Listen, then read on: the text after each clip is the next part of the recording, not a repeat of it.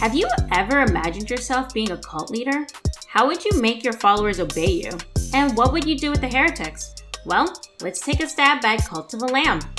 It's a roguelike adventure game that was developed by Massive Monster and was released in August of this year. We'll go over the plot, mechanics, what's good, what's bad, and then we'll decide if this is the game to stream.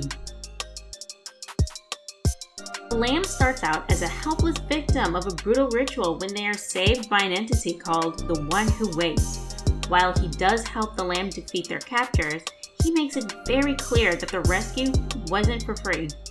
The lamb is chosen to conscript lost souls into worshipping the One Who Waits. Armed with godlike powers and mystical weapons, the lamb has to battle primordial beings, monsters, and other warriors from rival cults.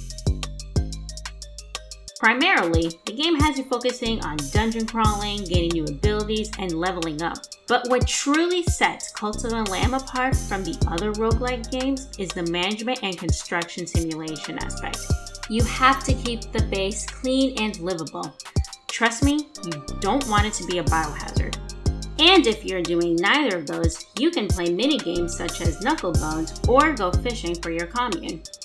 But the most important aspect is liking this video and subscribing to my channel. No, really, click on the subscribe button. And for good measure, hit the bell button for notifications. Do it. Thank you. Okay, now back to the review. The most important aspect of this game is controlling your followers. It's not enough to just give them orders. You have to keep them loyal and ready to die for you. Remember when I asked how you would make your followers obey you? Or what would you do with the heretics? Well, here are the options. You can go on mini missions for them as a favor, feed them, shelter them, kill them, brainwash them, read their minds. The list goes on because ethics be damned, whatever it takes to keep them loyal.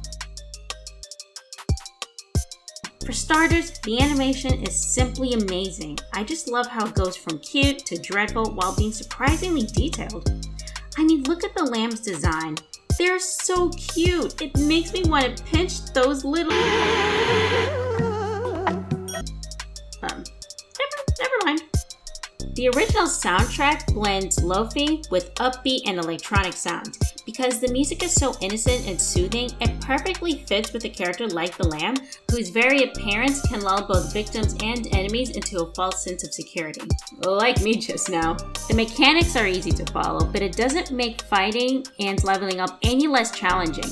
Even when you set it to easy mode, the game still has a way of surprising you. It also helps that anyone can enjoy this game, whether you prefer games like Stardew Valley or Hades. Plus, you can customize the appearance of each cult member, you're afforded the opportunity to cultivate your relationship with them, and the NPCs are both fun and captivating. I'll admit that I struggled to find something faulty with this game, but like film critics who trash my favorite movies, I persevered. Story-wise, I found that the lamb was lacking in personality. Sure, it could be, maybe, that the lamb wasn't supposed to have any lines so that gamers could project their personality and ideals onto the lamb. It certainly wouldn't be the first time that game developers have done this. The thing is that this game really could have had their cake and eaten it too. Without giving too much away, the lamb does have a dark past, and the cutscenes could have alluded to that.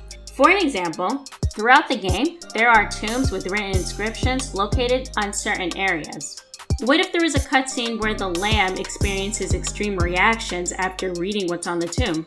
Each reaction would have been reflecting sadness, anxiety, anger, cold determination, pride, or even bloodlust. I can't be the only one who would have been interested in that. Now let's compare the lamb's personality to the other cult members.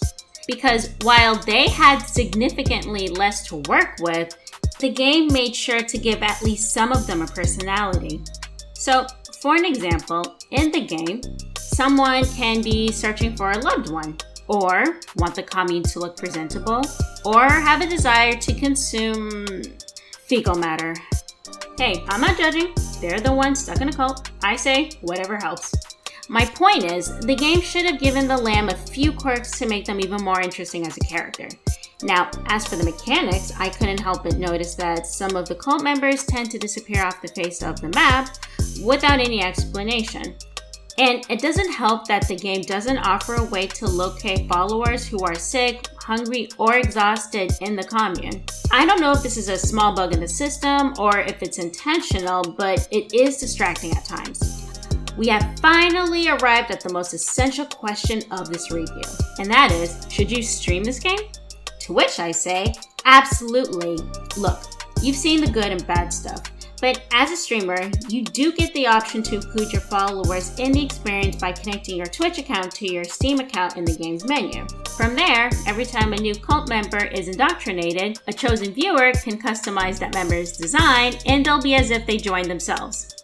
Ultimately, if you're someone who enjoys chatting it up with your viewers, you'll be having the time of your life. Cult of the Lamb costs $25 and is available on all platforms. Are you interested in playing or streaming Cult of the Lamb? And if you already played it, what are your thoughts on the game?